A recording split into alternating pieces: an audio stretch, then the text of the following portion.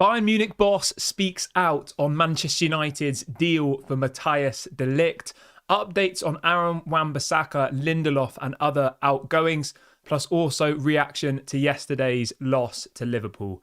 These are some of the stories we will be discussing on this morning's show. But before we get into that, please do me one small favour. Hit a like on today's video. Subscribe to the channel if this is your first time watching. And let's get straight on into it. Right. I guess we'll start the show off by talking a little bit about the game yesterday.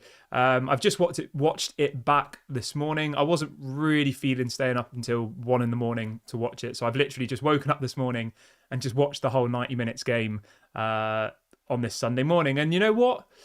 I don't actually think we played that badly, to be honest. Obviously, we lost 3-0, which seems bad. But overall, there was some good standout performances. I thought Harry Amas was good. I think Casemiro was terrible, which was probably to be expected. I think Jadon Sancho was quiet. I think Rashford had good points. Ahmad was quite quiet as well. But I'm going to be honest, I'm not going to be reactionary to it. Let's be very, very fair here, okay? If you go through that team that played last night, and I think we'd all agree on this, if you go through it from start to finish, I'm not going to talk about the youth players because I think, it's pretty harsh to comment on them. But if you go through from the back to the front, right? Onana, obviously, he's going to stay because we've just signed him. Harry Amas, I think he's definitely one for the future, but maybe not ready to start Premier League games yet. Lindelof, sell. Johnny Evans, definitely get rid of. Wan-Bissaka, get rid of. Casemiro, get rid of. Mount, I think, has been pretty hopeless so far on this preseason tour. I wish he wasn't, but he has been. Toby Collier, one for the future. Rashford, keep. Diallo, keep. And Sancho, probably sell. So the point I'm trying to make here is, there's going to be some people this morning reacting to this 3-0 loss.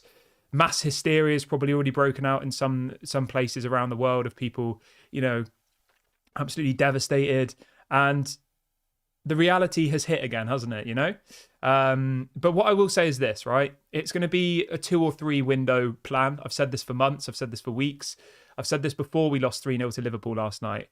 They can't, for whatever reason, whether it's big wages, players refusing to leave, nobody wanting to buy them. There's all these reasons why these players that we have at the moment are unsellable. And it's frustrating. And I understand your pain, right? But we just need to try and be patient. And I know it's hard. I know people want victories immediately. They want people to, we want to win the title next year. We want to win the Champions League. We want all these things to happen, right?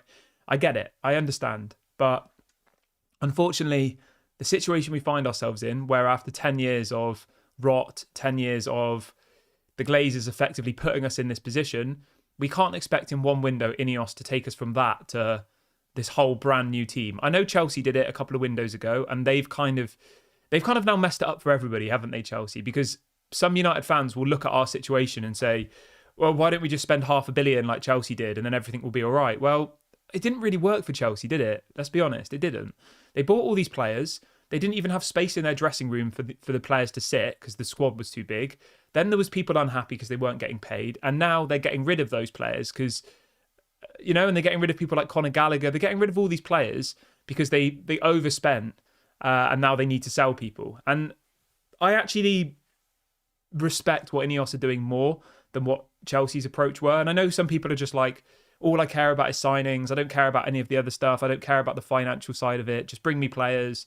But when you actually properly analyse the situation, right, we are getting rid of the players' surplus to requirements. And for the first window, I think we've done quite well.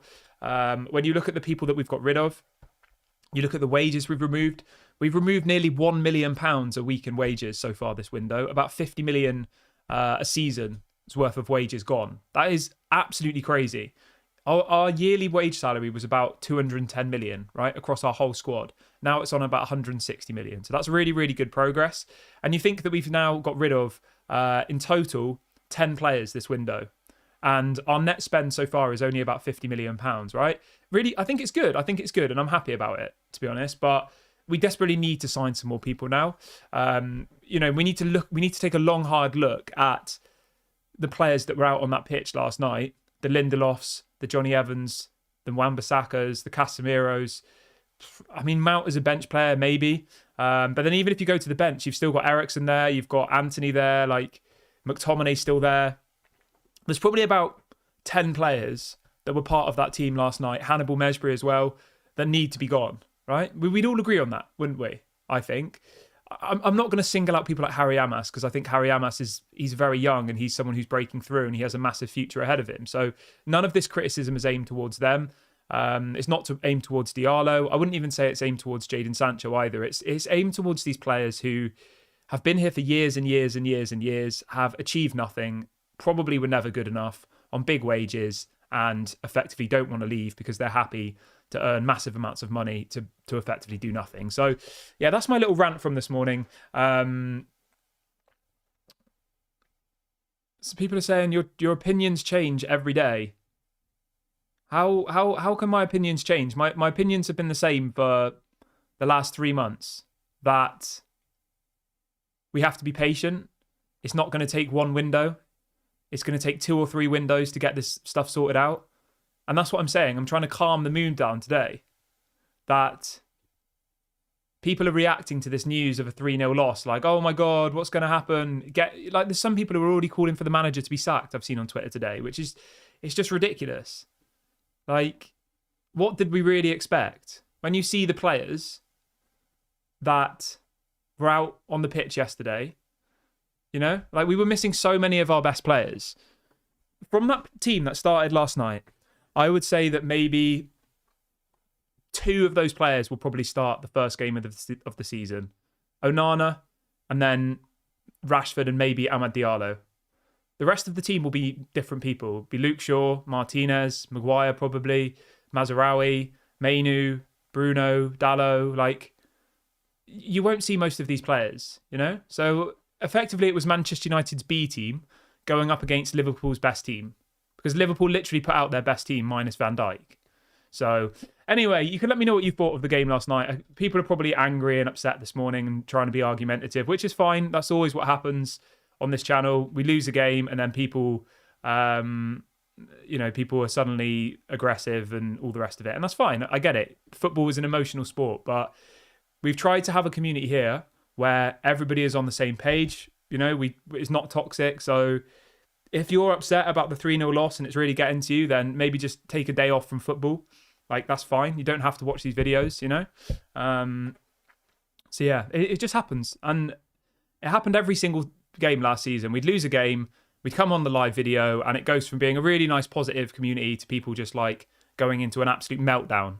And all I'm trying to do this morning is provide some sort of level-headedness. I'm not being reactionary. I could sit here and scream and throw my chair around, but what's the point of that?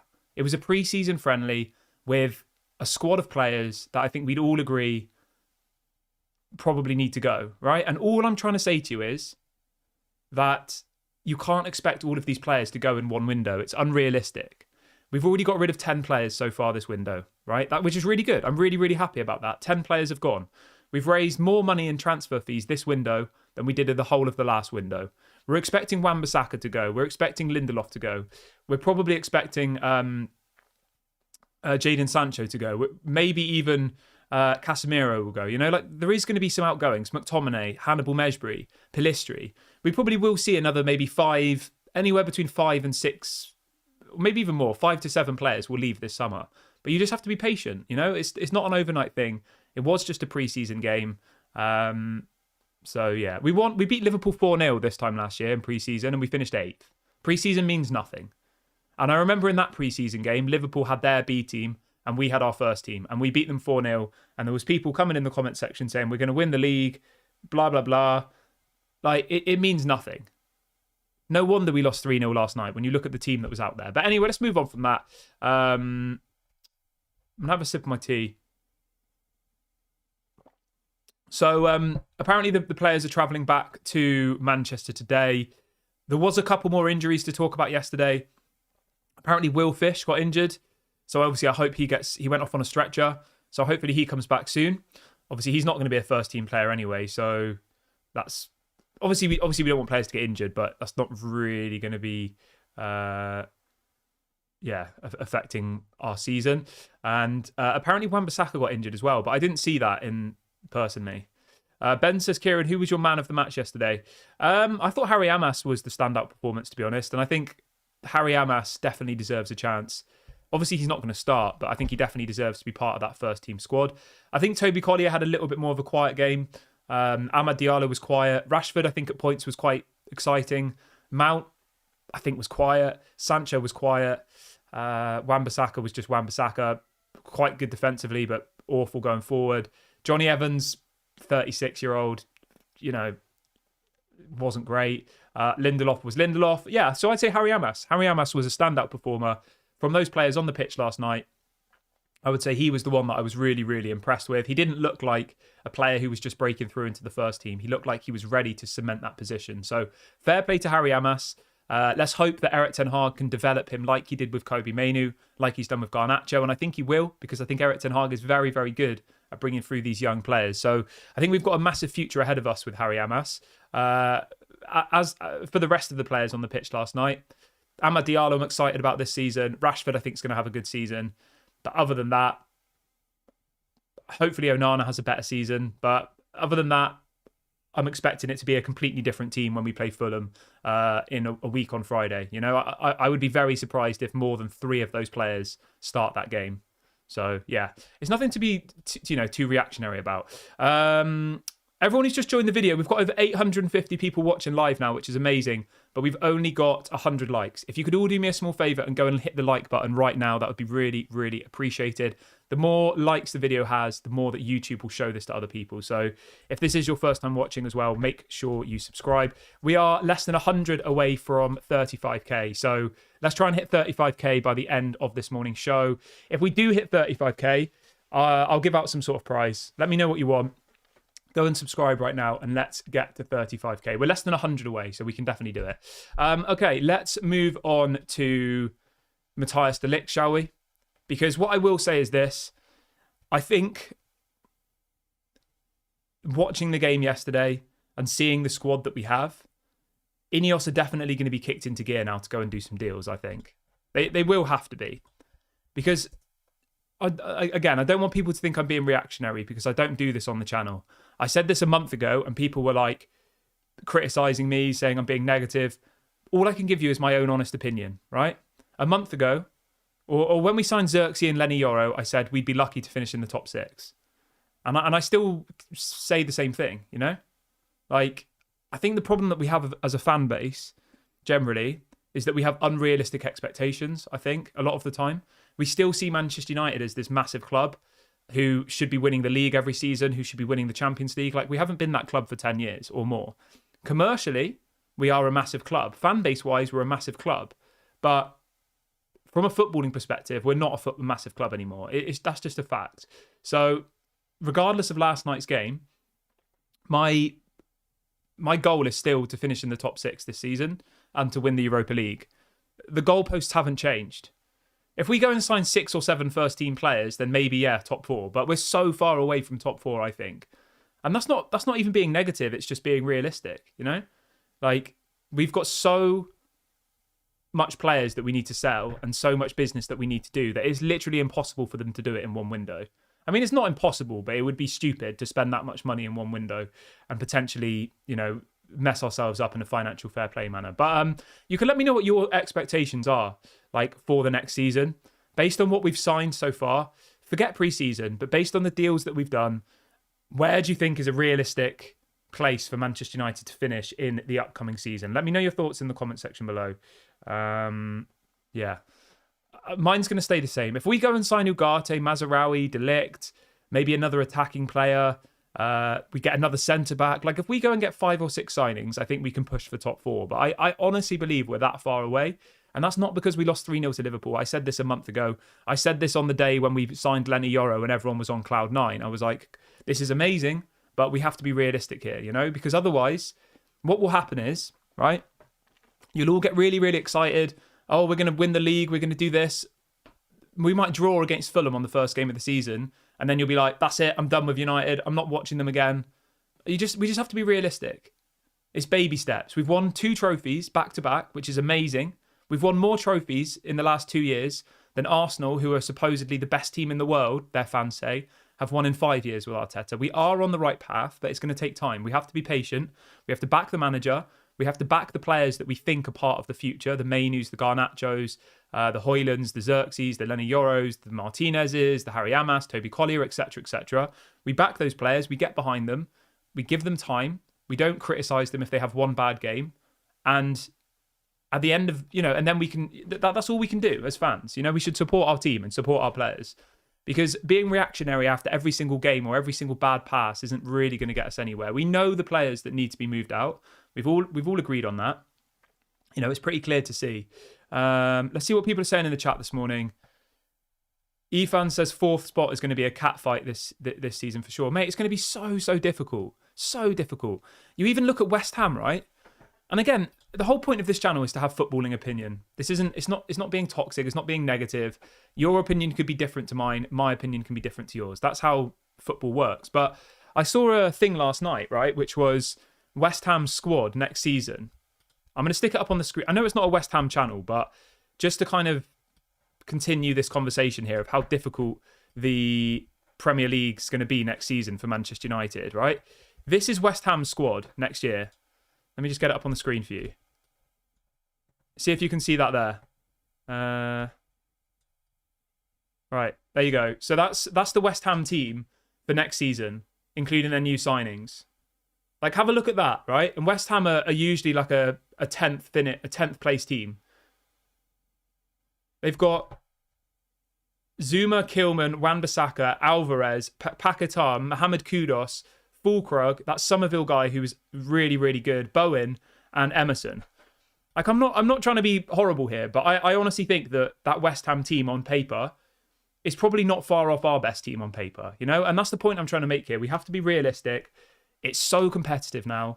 Man City are obviously leap years ahead of everybody. Arsenal are kind of close up there. And Liverpool also have an amazing squad as well. And people are going to be like, oh, Arne Slot's come into Liverpool and he's transformed them in one window. Liverpool have been an unreal team for the last 8 years, So, yeah, we just have to be patient. And I know people don't like patience. People want to win immediately. They want, but that's just not how football works.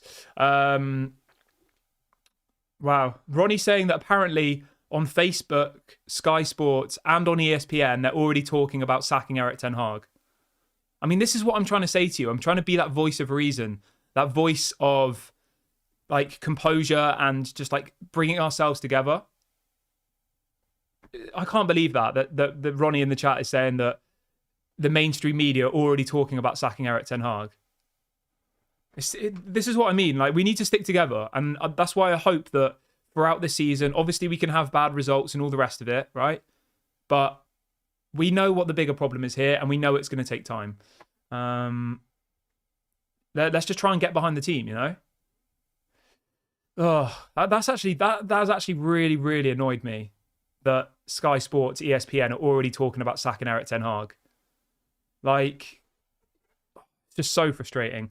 Okay, let's move on to Matthias de Ligt then, because all we can try and do now is calm ourselves down, try and be positive, and try and move forward.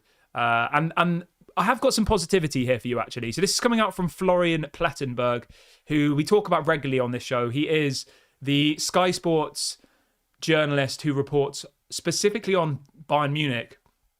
Very, very reliable for the Bundesliga. And he is reporting this morning this. So it looks like he's had a conversation with Max Eberl, who is the Bayern Munich boss. So it says this: Bayern Munich boss Max Eberl talking about Matthias de Ligt and his imminent transfer to Manchester United.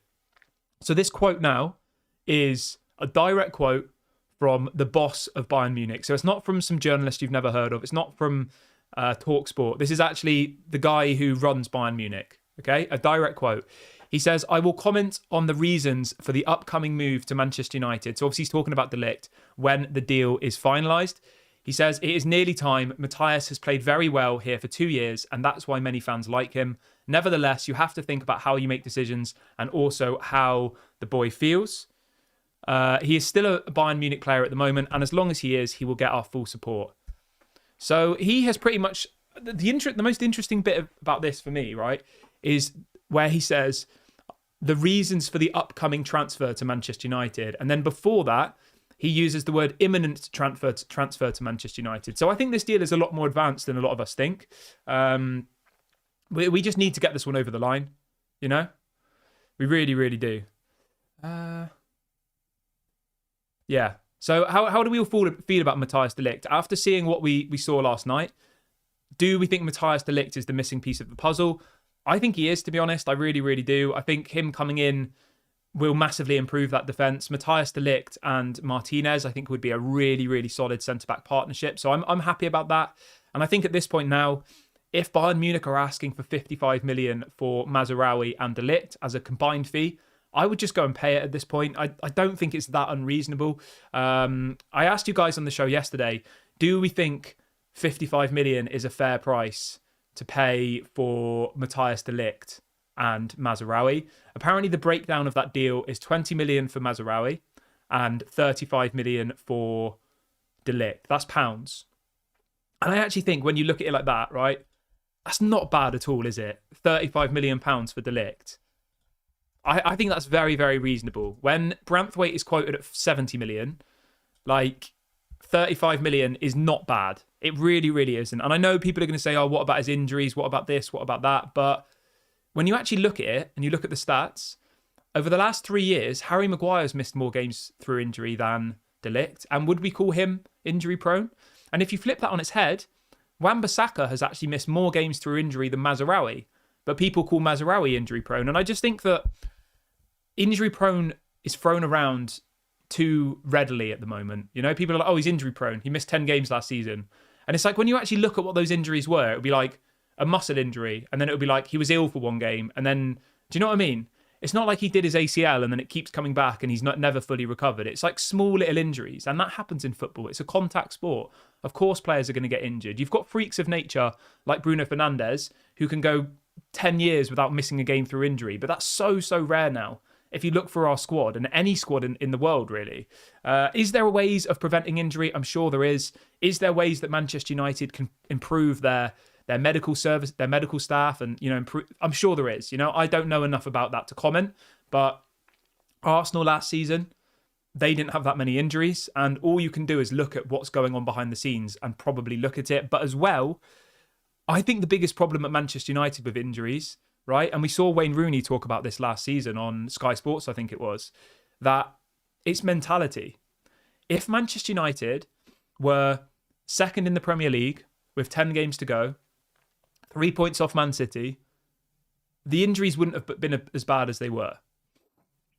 100%. When we were in 8th, every single day, TalkSport was saying about sacking the manager, calling the players a disgrace. Every fan channel was screaming at their screen. And, you know, no wonder these players didn't want to come out on that pitch, to be honest. Like, let's be real here. You know, and I'm not saying that they're faking injuries, but I'm saying that they probably weren't making themselves as available as they could have been. They probably knew that the Euros was coming up. Like, for example, Luke Shaw. Okay, just as an example, Luke Shaw was injured for most of the season. And then suddenly he's available for the Euros. You know, like, that can't just be a coincidence. Like, so, again, as I said, I think it does all boil down to mentality. It boils down to players wanting to make themselves available to play. And last season, it was so bad that I'm not surprised that these players were hiding away. And if anything, as I said, that just shows you that they have a poor mentality, and probably not the mentality we need at Manchester United. But that's my opinion on that. Let's see what else people are saying in the chat. Yatul says, hi, Erik ten Hag apparently wants to play Mazraoui at right centre-back next week against City with Dalot on the right. Very interesting. I think that would work quite well. I would like that. I hadn't heard that before. I thought he was going to put him at right back, but yeah, that makes sense, to be fair. What else have we got in the chat? Al says, Bayern turned down 38 million for de Ligt. That's not right, mate. That can't be right. We offered 25 million for de Ligt, the first bid. So I don't know where you've got 38 million from. What else have we got? Let's see what else people are saying in the chat this morning. Yeah, we didn't bid 38 million. We bid 25 million plus add-ons. That was the only bid we've put in for de Ligt so far. 25 million plus 5 million in add-ons. That was the first bid. And they want 55 million combined for the two players. That was reported widely yesterday. Laurie Whitwell reported it.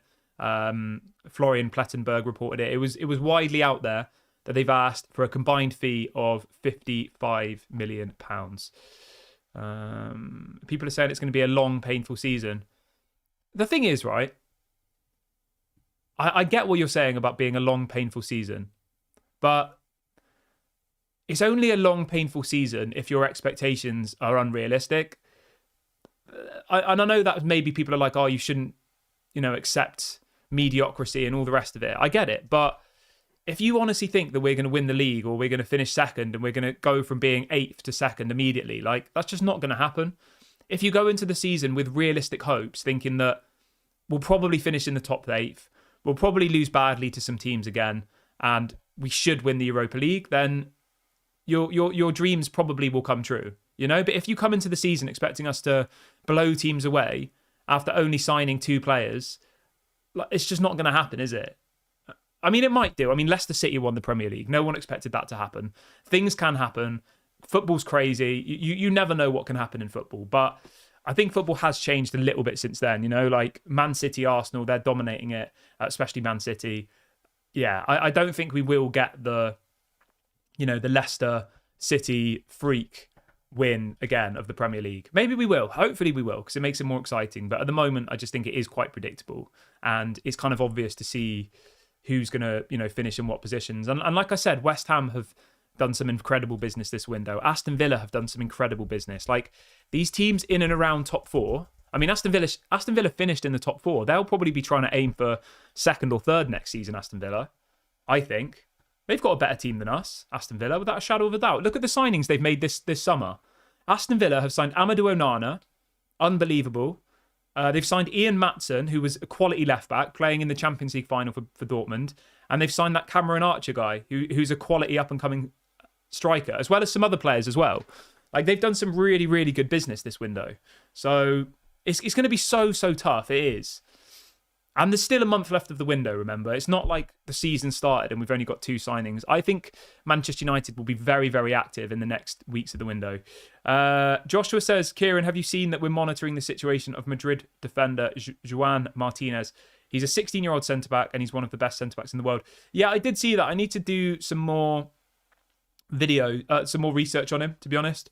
I don't know that much about him, but I will do some research and talk about him on another show. Somebody says, is Ligt the only option? At the moment, it looks like Ligt is the only option, yeah. That's who they want. That's who they're going for. So, Al says, but shouldn't top 4 be a realistic target for a huge club like Manchester United? I mean, I feel like that's like the most age-old saying that everyone's like, oh, Manchester United should be finishing top 4. Like, we have a divine right to finish top 4. Whoever plays the best football will finish in the top 4. That's the reality of the situation. And the Premier League is improving year on year on year. The competition is getting better. It's getting more entertaining. It's not as easy as it was before to be like, oh, we have to finish top 4 every season. You could argue that Aston Villa should be finishing top 4 every season now. You could argue that Tottenham should be. You could argue that Newcastle should be. You could argue that West Ham should be finishing top 6. Like, on paper, all of the teams from 1st to 8th have amazing squads. And even the teams from like 8th to 12th have good squads. So from a general fan viewership perspective, the Premier League is improving. But from the perspective of Manchester United fans wanting to have the divine right to be in the top 4 every season, I think we're way off it now, And whose fault is that? We know whose fault that is. Like, we don't need to go over old ground. It's obviously because of poor spending, poor investment. The Glazers focusing on commercial instead of the footballing side. Whereas you see teams like Aston Villa, etc., they're focusing on the football, bringing in big signings, etc., and now they're doing well. So yeah, I think, as Barry says, top 6 would be an improvement from last season. There you go. It's baby steps. And that's what I'm thinking. We finished 8th last season. It was a really poor year, but we won the FA Cup. If we can go into this season, finish top 6, get the Europa League, I think that would be good. Will I be running around screaming that we finished top 6? No, but I think that would be an improvement, And the most important thing for me this season is to see a style of play. It is. Like, we have to start seeing a style of play. We have to start seeing Erik ten Hag really, really making an impact on these players. And that's my main thing for the season. I want to be entertained. I want to see a style of play. And I think that will happen. Johnson says we need to build a formidable team, so we must be patient. Yeah, of course, we have to be patient. But football isn't a patient game. People want immediate success. They really, really do. And I get it. Life is short. Like, we haven't won a Premier League in 10 years. That is a depressing thought, isn't it?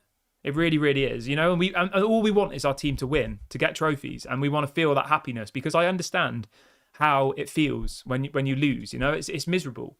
But I think there was a point last season where it really just clicked for me, and I still felt sad when we lost, but I think that divine right that I felt for so many years just went. Because for so long I was like, oh, we're Manchester United, we should beat Bournemouth at home, we should beat this team at home. But the Premier League is so competitive now that isn't a divine right. Unless you're Man City, who just play 70-80% possession. They've potentially cheated to get themselves to that place with obviously all of this 115 charges. Like, unless you're Man City, you don't really have the divine right to beat every single team every single week. And even then, you speak to Man City fans, and some of them are like, oh, the football's boring, you know? Because it's not actually that entertaining watching Man City, is it? They get 80% possession and they win 1 or 2-0, you know? Like, it's not really, from a neutral's perspective, I would never want to watch a Man City game because it is literally just boring. It really is. Like, in that FA Cup final, I was watching it, like, I don't think they had a single shot on target in the first half, and we won 2-1 in the end, didn't we? But yeah, so like generally from a viewer's perspective, I think the Premier League is better, but from a Manchester United's perspective, obviously it's difficult. But yeah, we really, really need to start seeing some sales going through now. Wan-Bissaka playing most of the game yesterday, that was slightly strange. Don't really understand that. But yeah, I'm gonna wrap the video up here anyway, guys. I think, yeah, I'm gonna go for a walk and go out into the world. But please make sure to smash a like on the video before you go. Subscribe to the channel if you are new. Again, I'm encouraging people to be patient. It's going to take time. We are on the right path. These new owners have come in, seem to be sending us in the right direction. It's not going to be an overnight thing. Let's not do a Chelsea where we spend $500 million and then are in the mess that Chelsea are in. Believe in the process. Back the manager. Trust the players that you know are part of the project going forward. We know which players aren't part of the project. Like, we all do, don't we, deep down? So, yeah, let's just try and stay united. Let's not argue amongst ourselves. It doesn't get us anywhere. Let's stay united and let's hope to see some more positive stuff in the next kind of final weeks of the window. But I'm going to wrap the video up here. I will be back at 1:30. And, yeah, have a good day, everybody. I'll speak to you all later. Bye for now. Big ups to Fred, by the way, who's just gifted 5 memberships. I nearly ended the video there, mate. So that was very, very lucky. But thank you very much, Fred. I really, really appreciate it. I hope you are doing well. And please make sure everyone who just got gifted a membership to say thank you to Fred. I'll be back at 1:30. Have a great day. And I'll speak to you all later. Bye for now.